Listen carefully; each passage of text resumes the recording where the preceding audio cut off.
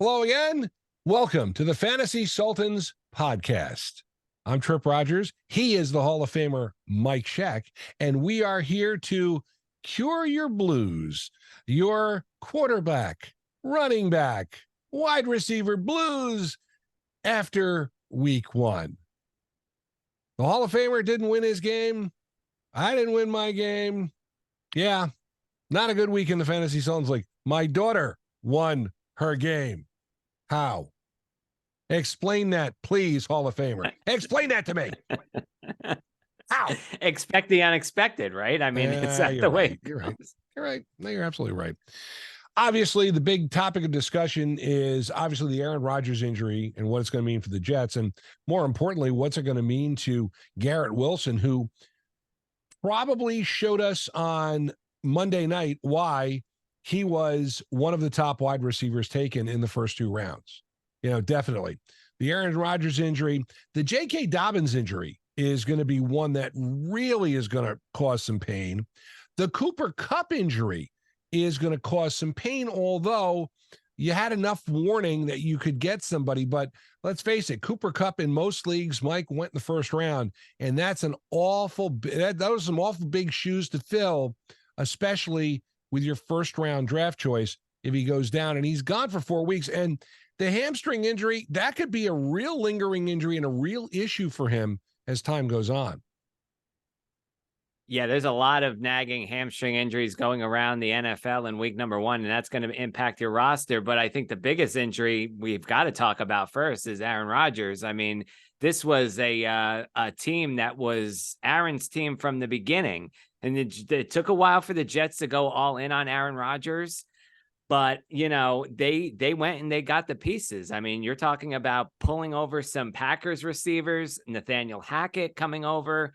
This was Aaron Rodgers' team, and they believed in him. And now, the injury kind of sets the Jets back a little bit. You have to wonder what they're going to do with the quarterback situation. It's back to Zach Wilson time. As I would say, it is put up or shut up time for Zach Wilson. I mean, he has struggled over the past few years with the Jets. Monday night, some ups and downs, 140 yards and a touchdown. But let's face it, Garrett Wilson saved his bacon on that touchdown catch. What an incredible touchdown that was by Garrett Wilson. But again, you wonder what the Jets are going to do moving forward. There's talks about two big names out there, possibility of Carson Wentz, Matt Ryan. I'm not so sure that the Jets go with either of those guys, because you take a look at what Wentz did last year, and his numbers were actually worse than Zach Wilson with the Jets. And then you've got Matt Ryan on the other side. He is with CBS. He has not filed his retirement paperwork yet with the NFL, so he left the door open. But again, let's not forget that Wentz was benched. Matt Ryan came in, and he didn't dazzle in Indianapolis. So, I don't know that the options are out there. Tom Brady's name was tossed out, but now they're saying, no, not Tom Brady. Colin Kaepernick's agent reached out to the Jets, but he is being denied. I don't know what to make of the Jets situation, but for now, it's got to be Zach Wilson.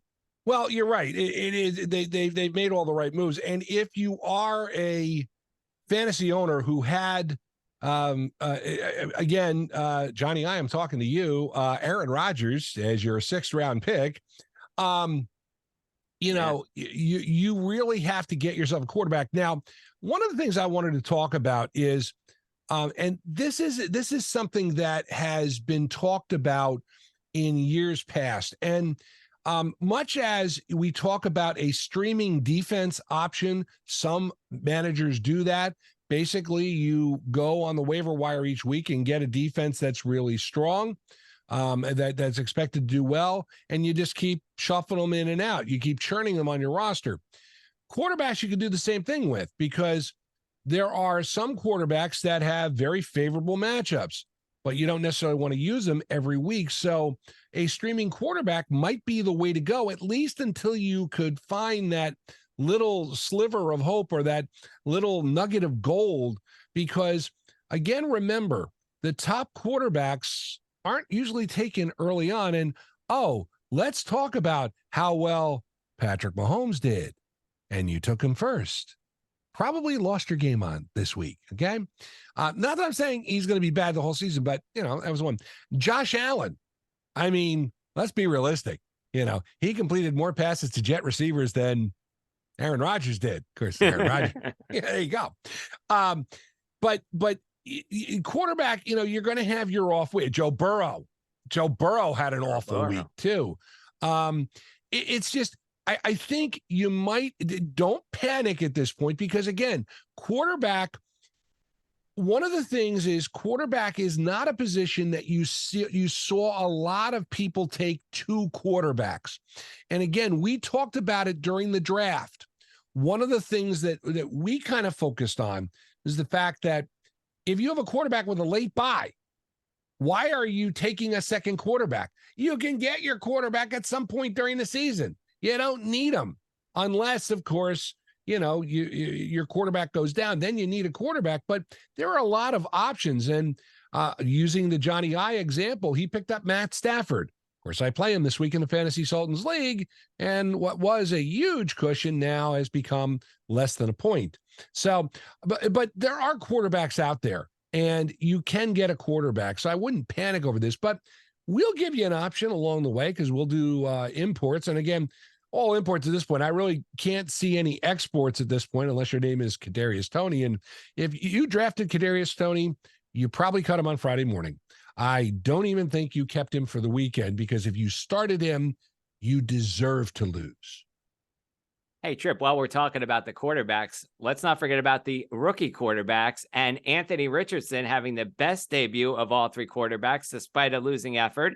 All rookie quarterbacks did lose on their first NFL game, but Richardson, 23 of 37 for 223 yards and a touchdown. You mentioned Joe Burrow. I drafted Joe Burrow in our Sultans League, round 3, Richardson, round 11 as a backup. And it's nice to know that I have a competent backup that could perform for me in case Burrow struggles at any point this season. Now, did we expect Burrow to struggle early? Yes, we did. Did we expect it to be that poor on Sunday? No, we did not expect that at all. But what my point is that, you go ahead and you draft your depth positions, and drafting a second quarterback in that case could have benefited me. He played better than Joe Burrow last week, and I had him on the bench because obviously Burrow's the first better choice, you would think, but Mike, not the case on Sunday. I don't want to. What I will say, what I do want to say is that the top 5 quarterbacks that were drafted, 5 of 6, Richardson outperformed them. So what I was going to say to you, what I also want to pull in there with the Burrow thing was Jamar Chase had an awful week too. Yeah, and Jamar Chase was again not my number 1 pick in the Sultans League because you drafted number 1 overall. You had Sean Jefferson or Justin Jefferson. I got Jamar Chase at 4, which I was shocked at, but he was awful. And again, Burrow had an awful week. Chase had an awful week. Joe Mixon had an awful week. I mean, Deshaun Watson had a decent week. I mean, for the Cleveland Browns. But listen, it's 1 week. Let's not throw the baby out with the bathwater. I mean, the old expression. It's 1 week. Again, do we think Burrow is going to be this god awful? I don't think so. Do we think that Richardson? The Richardson thing with a rookie quarterback, you're going to have ups and downs. I think realistically, when you drafted Anthony Richardson, you were drafting him for 1 week, and that 1 week was when Joe Burrow was off, and you got to hope that he can have a good week that week. I don't know. I don't think Richardson is a long-term replacement for Joe Burrow. But then again, as we've talked about, sometimes you draft players and you end up taking a backup just as a kind of, there's nobody else left. And that backup can play out in a great way. And I go back to 2007 when I had Michael Vick and it was first round pick. And then I drafted Eli Manning as a backup, and Eli was my starter for most of that season. That was the year the Giants went to the Super Bowl. Mike, let's get into some import exports. I will cover the quarterbacks I will cover a quarterback that you could get. But Mike, you want to look at running backs and you want to look at wide receivers, import exports. I will focus on the running backs and wide receivers. Of course, we'll start with the running backs and Kyren Williams for the Los Angeles Rams. Rams were high on him in training camp. Sources around the Rams expected him to have a bigger role this season. I don't know that we expected him to have this big of a role in week number 1. He actually competed with Cam Akers, and that was definitely unexpected. He had 11 carries through 3 quarters to Akers' 10. Now, we know that the team led that Akers led the team in carries with 22, but I don't think anybody expected him to compete. And it's nice to know that, in those situations that the Rams are going to maybe call on Kyren Williams' name a little bit more. And that's one thing that'll definitely benefit them down the road, and a nice import that you can get this week. As we keep with the running backs. Mike, real quick before you go on, do you think also perhaps the emphasis on the running game for Los Angeles because Cooper Kupp was out? I think that was certainly a factor, but let's face it, the Rams wide receivers last year with Cooper Kupp being out, they had nobody that stepped up on offense with the Rams. This year and week number 1 was a different story. You had Puka Nacua who performed. You had Tutu Atwell in the receiving game. Those two are definitely big names that are going to be looked at on the waiver wire too this week. But I think the Rams are a totally different team. They came out and they played 30-13 over Seattle. I don't think anybody expected the game to go that way. Definitely not. All right. Well, let's keep with the running backs. Like I mentioned, Kyren Williams, we go on to the Atlanta Falcons now, and Tyler Algier. And believe it or not, Algier did outscore Bijan Robinson after tallying 75 yards and 2 touchdowns in week number 1 against Carolina. Much of the second half, though, Atlanta was switching off back and forth between the 2 players. Now, Bijan Robinson is going to be the guy for the Atlanta Falcons, but who knows what Arthur Smith could do, and he could say, hey, I'm going to put these guys in and switch them off and on. 20-plus carries is a realistic number for these 2 guys. So, for sure, Algier looks like to be the better option at this point. And remember, Bijan Robinson is a rookie, so you could have some ups and down weeks from him, and Algier would be a nice backup. Yes. All right. How about wide receiver who's not injury plagued? That's Zay Jones in Jacksonville. 5 catches for 55 yards and a touchdown on 7 targets. Obviously, Calvin Ridley is the number 1 guy for the Jaguars. But, I don't know that anybody expected Christian Kirk to be MIA in that offense either. I don't know if that was a fluke or if that's a sign of things to come. But Zay Jones, you have to like what he did. And that's a good enough for me for a pickup. And not to mention that Trevor Lawrence is going to have a solid season this year. So I would definitely look towards Zay Jones. And I think Jacksonville showed us something, but Jacksonville is a team that you got to really watch out for because they came on strong at the end of the season last year, and they've gotten better in some ways. Now, I realize it's week 1, so let's not throw parties. All right, I'm going to start with a running back, and this may surprise you, probably will. Rashawn Johnson of the Chicago Bears, and you say to yourself, "Well, wait a minute, man, the Bears lost." Well, they used 3 running backs in their week 1 loss to Green Bay. He was tied for second in carries with Donta Freeman behind Khalil Herbert's 9, but Johnson led the backfield with 7 targets and 6 catches. This Bears team is going to go as Justin Fields goes. And the Green Bay Packers showed him this week. Justin Fields didn't go. But this is a guy who is available, and he is somebody who, as time goes on, perhaps maybe will play a bigger role in this Bear offense. And the other part of it was DJ Moore did nothing as a pass catcher. So this would be somebody, if you need a running back, you might want to pick up. And again, he is probably available in most leagues. The other guy I want to mention, and we talked about it real quick, is the issue in Baltimore. J.K. Dobbins goes down with an Achilles injury. That hurt me on one of my teams because I drafted him. Now, you may say to yourself, okay, who is going to replace J.K. Dobbins? Well, of course, you remember that they have the Gus Edwards, but the guy you might want to get on is Justice Hill, the Baltimore Ravens. And the reason is because a lot of fantasy folks are slotting him ahead of Gus Edwards. He scored 2 touchdowns after Dobbins went down against Houston. Now, the 2 running backs, Edwards and Hill, split carries evenly, but that's the thing. Edwards also got the call on the 2-point conversion. So I just think going forward, you may want to pick up Justice Hill again. He is probably available. A lot of people would grab Gus Edwards because he's a name person, but I would go Justice Hill. This is somebody who could help you if you're without J.K. Dobbins. The other guy who I focused in on was the Miami running back, and of course I don't have his name in front of me. But I'll dig it up because I'll have it. But let me go to my other import I wanted to talk about, and that's quarterback. And if you're looking for a quarterback, Aaron Rodgers went down. What about Jordan Love? Pretty good first week with the Green Bay Packers. Pretty good. And the Packers are in love with Jordan. And you're right. And Christian Watson was not at full strength in that game. So, no. And he was kind of a non-factor in that offense to a certain extent.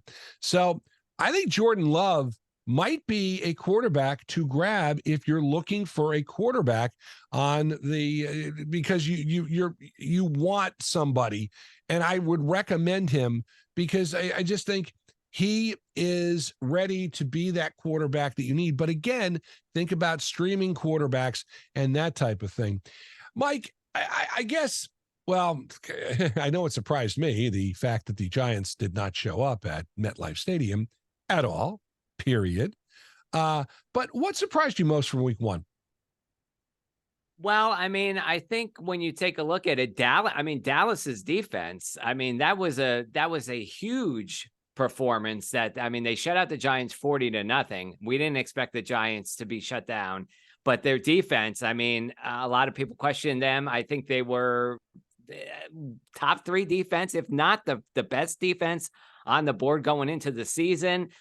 But I was very shocked at how they performed. And even that Dallas offense looked pretty good. They looked like they didn't miss a beat. And you know what? I'm not surprised that the 49ers came out gunslinging either against the Steelers. But that big of a win over Pittsburgh, that was a huge performance for the 49ers. And it's nice to know that they've got their guy, Brock Purdy, back. I think I was surprised at the Giants, but realistically, I'm watching that first drive as they're going down the field, and I kind of said to Sandy, just kind of as an aside, I said, Jones is running for his life. They're not stopping him. Yeah, he's getting some big gains, and they did open up some holes. Dallas is over pursuing, and I think once the momentum shifted, Dallas went into beast mode, and I feel sorry because the Jets are playing them this week, and I got a funny feeling that Zach Wilson will come down to earth. By the way, the running back I was talking about was Devon Arcane from Miami, and right now, he's a backup. He's not somebody who you're going to want to add to start this week. But remember, Raheem Mostert is their starter. He's had injury problems. There's a reason why he's bounced around on a couple of teams. Jeff Wilson has a hand injury, still out. So he could be the guy who goes, and you talk about surprises this week. I was surprised at Miami. They came back on the Chargers, and Tua and Tyreek Hill, just phenomenal. And that's going to be I think Miami has been somewhat overlooked in that AFC East, but if Tua stays healthy, Tyreek Hill is a beast. And I think Miami is going to be somebody to really reckon with. And again, you got to give credit where credit is due. And I think their coach deserves a little bit of the tip of the hat. And I think that game surprised me because of the fact they came back on them as well as they did. against the Chargers, who are one of the teams that are expected to contend. But Tua outplayed Justin Herbert. And again, I have Herbert as my fantasy quarterback, so that kind of bothered me too. Woe is me, right, Mike? It's all about us. It's all about It's all us. about us. It's all about us. You know that.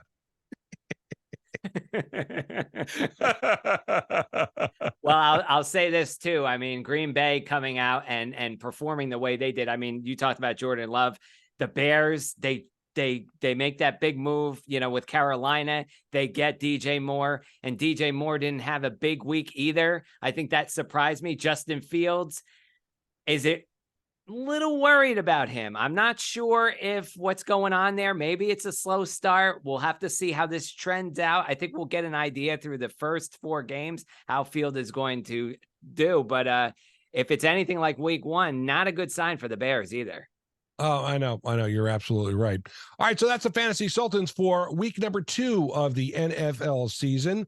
Again, if you'd like to send a question or a comment to us, you can email fantasysultans@gmail.com. Also, don't forget about my other podcast, Tripp's Take. By the way, I don't know if we mentioned it last week, but you can find our podcast on video now on YouTube. Just do a search for the Fantasy Sultans and you will find it. There's a channel there that has all the Fantasy Sultans, and we are uploading all of our videos to YouTube this year, in addition to Spotify for podcasters. And again, I got to throw in the selfish commercial plug. If you like the music of the 60s, 70s, and 80s, you got to give a listen to WTRSradio.com. But you've made the right choice. You've come here. He's the Hall of Famer, Mike Scheck. I'm Tripp Rogers. Together, we're the Fantasy Sultans. We're going to help you win your fantasy league because we are the Fantasy Sultans. And you are not.